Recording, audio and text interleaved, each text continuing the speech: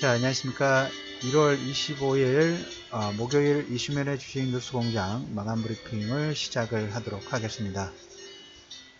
아침에 하나의 아침 브리핑에서 말씀드렸던 요건이 시장 자체 하나의 트리거가 된 것 같아요.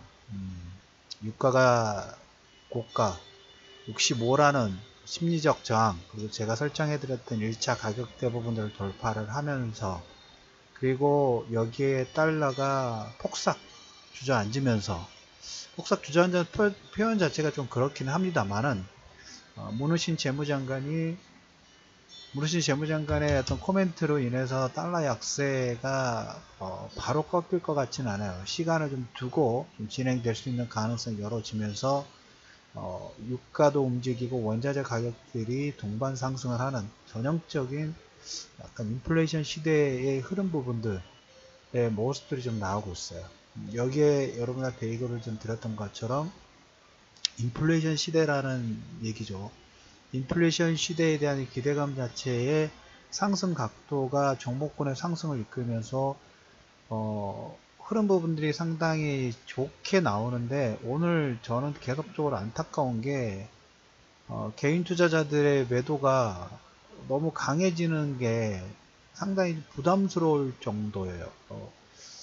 물론 이제 이 타이밍 부분들을 우리가 저점이라든지 고점 부분들의 변곡점 부분들 있죠. 변곡점 부분들을 정확하게 맞춰 가지고 하락에서 상승 부분들이 진행될 때 저가매수 부분 들어가고, 또 반대로 고점에서 매도, 정확하게 고점에서 매도하고 꺾이기 전에 그렇게 진행했을 때, 그러면 롤러코스터를 제대로 타면 종목 매매 부분이 이렇게 쉬울 수가 없겠죠. 개인 투자자분들이 오늘 그 코스닥에 매수가 들어오고 코스피 종목군을 지난번에도 최근에도 이렇게 5천억 정도 매도 나왔을 때 제가 한번 코멘트를 좀 드렸죠. 휴먼 인덱스 매도하지 마십시오 라는 얘기를 좀 드렸습니다. 오늘 더 안타까워요. 한편으로는 7천억을 매도를 했어요.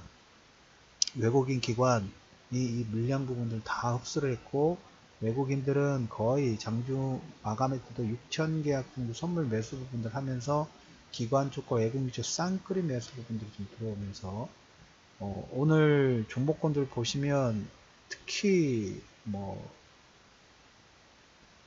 현대 BNG 스테이지 7% 정도 급등이 좀 나왔고, 두산인프라 3.6% 정도 급등 신고가 파동, 그리고 현대건설기계, 그리고 전에 여러분들한테 자주 얘기 드렸던 진성TC도 역시 신고가 파동 부분들 보이면서 상승 파동 부분들 좀 이끌어냈고 14,850원까지 올라왔어요.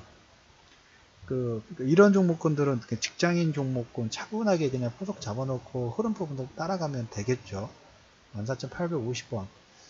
여러분들한테 그 8,000원, 9,000원대 얘기를 드렸던 것 같으니까 거의 50% 가까운 상승 부분들이 좀 진행이 되고 있는 것 같습니다. 중용주하고 대용주하고 딱 성향 부분들이 좀 달라졌어요. 중용주 쪽의 흐름 부분들이 오늘 강세 말씀드렸던 부분들은 자동차 전장 관련된 부분, 자율주행이라든지 전장, 특히 삼성의 전장 부품 라인 관련된 종목들이 움직였고, 자동차 전장에서도 전기차가 있고, 그 다음에 수소차가 있죠. 수소차 관련된 종목들도 상승 파동 부분들을 상당히 강하게 진행시키는 흐름 부분들이 좀 나왔습니다. 그래서 자율주행 관련된 종목들도 움직임 자체가 상당히 나오고, 여기에 휴대폰 부품이 아니라 듀얼 카메라 관련된 부품들도 움직이면서 중형주 종목군들은 테마 관련된 움직임 자체가 나왔고, 코스닥 같은 경우에는 시총 상위 종목군들, 특히 경기 민감적 산업재 관련된 부분에서 인플레이션 시대, 향후 경기 확장 관련된 가능성 부분들이 확대가 되면서 관련 종목군들이 상당히 좀 크게 키웠어요. 삼성중공업이 7%, 대우조선 6% 정도, 그 다음에 삼성엔지니어링이 6% 정도, 현대건설 3%.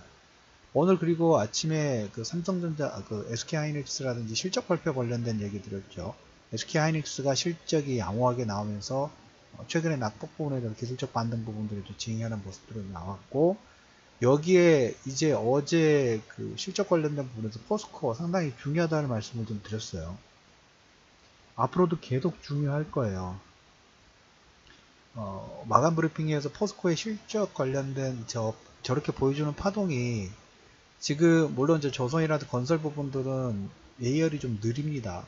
느리긴 합니다만은 제가 생각하는 부분 철강이 가장 빠르게 움직이지 않을까. 철강이 그 실적 관련된 부분 철강하고 화학이 보여주지 않을까. 그리고 그 다음에 건설, 그 다음에 조선은 유상증자부터 진행해야 되니까 이런 순. 그런데 그 전에 또 기계 관련된 하고 금속 관련된 부분도 여기에 또 플러스 알파로 지금 증시 대기 자금이 거의 40조에 가까워요. 투자 예탁금이라든지 신용융자 잔고 부분들, 신용융자도 지금 거의 11조에 가까운 자금들이 들어왔고 투자자 예탁금이 거의 29조 선 거의 근접을 하고 있어요. 그래서 40조 원 자금 자체가 개인이 저렇게 또 매도를 했으면서 코스닥 대형주 종목군들이 제가 계속 부탁 말씀을 좀 드렸어요. 매도하지 마시고 방송 들으신 분들은 안 하셨을 거라고 봅니다.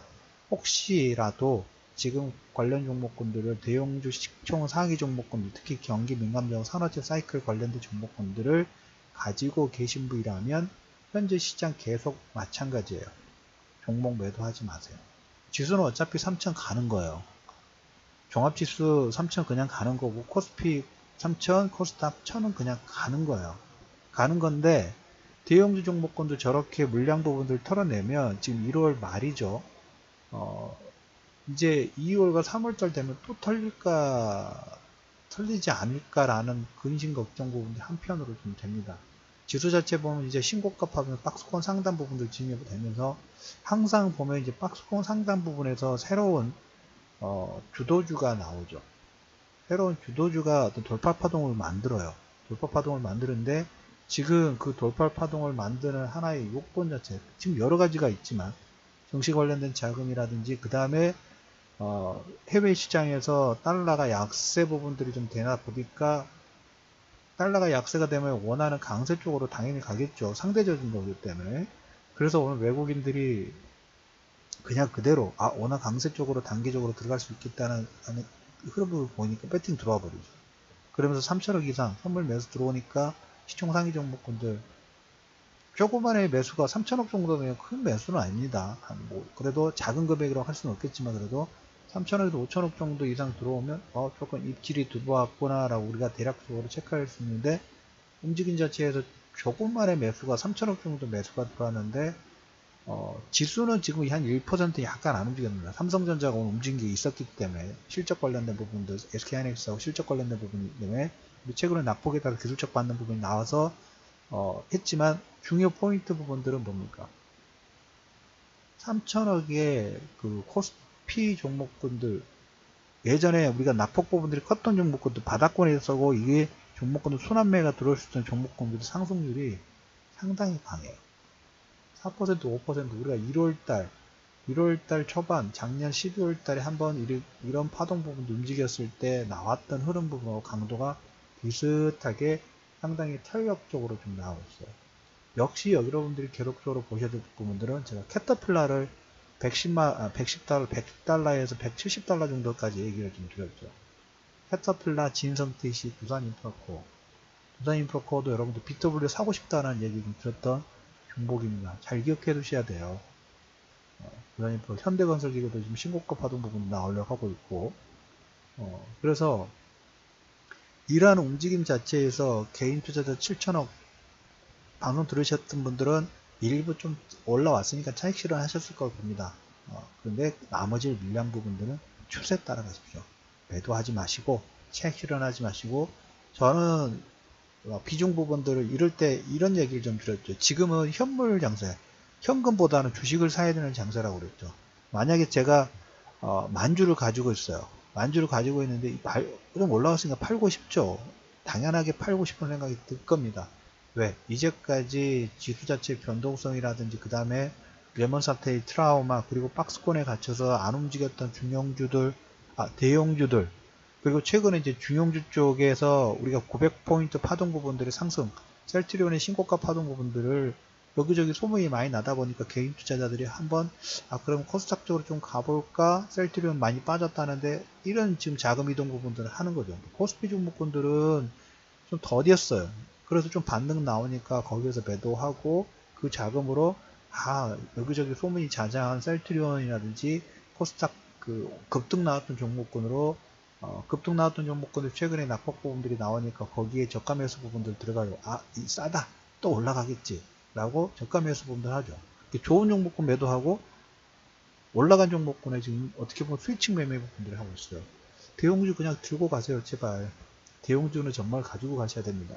지수 3점 파동 부분들 볼 때 템베거 스토리 부분들 얘기할 때 전기전자 쪽이 끝나게 되면 전기전자 쪽이 횡보하고 박스권 부분이 나오면 그게 어느 쪽 섹터가 될지 모르지만 자동차, 화학, 그 다음에 차화정, 음식료 이렇게 이런 종목군들이 템베거의 16타 종목군들이 나오고 있죠.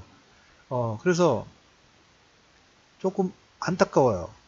많이 안타까워요. 외국인들은 지금 우리나라 증시를 계속 기관들도 펀딩 자금이 이제 저렇게 매도해가지고 펀드로 들어오니까 기관의 어떤 수급력, 매수 여력 부분들이 좀 확대가 된 부분들이 없잖아요. 있긴 합니다만. 그러니까 기관 투자가들도 고간을 조금씩 빠르게 채우려고 노력을 하다 보니 하는데 개인 투자자들은 그 현재 가지고 있는 보유하고 있는 좋은 종목군들을 보유하는 것보다 조금 반등 나오니까 홀라당 매도해버린다는 그런 안타까운 부분들이 있어요. 10루타가 나올 가능성 자체가 아주 클 수 있는데 펀트 1루타 정도로 만족하고 퇴장하는 모습 이런 정도의 느낌이랄까 좀 다소 많이 안타깝습니다. 그런데 방송 들으신 분들은 아마 그대로 많이 좀 들고 계신 분도 계실 거고 여전히 이런 얘기를 드리고 싶어요. 아직 아니에요. 아직 시작도 안 했다고 말씀을 드렸어요. 지금 살짝 바닥권에서 한번 이제 방향성을 위쪽으로 틀어볼까 하고 고개를 살짝 들었죠.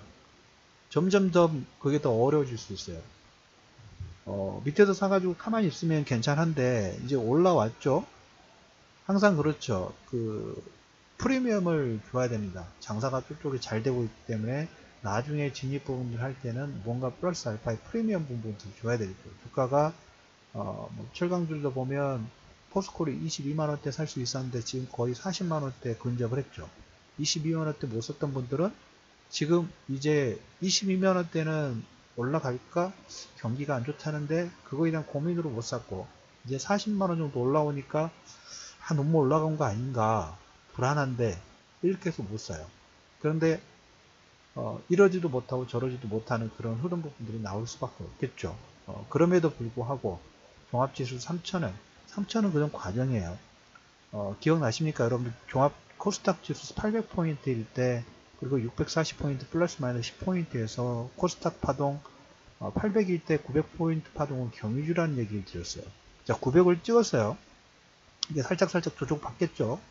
그리고 셀트리온의 상장 기전 부분들이 있기 때문에 이 종목군들이 빠지고 나머지 종목군을 채워야 되는 게 여기에 지수에 대해서 약간 공백 부분도 있을 수밖에 없죠. 그냥 그건 놔둬요. 지수는 우리가 보는 게 아니니까.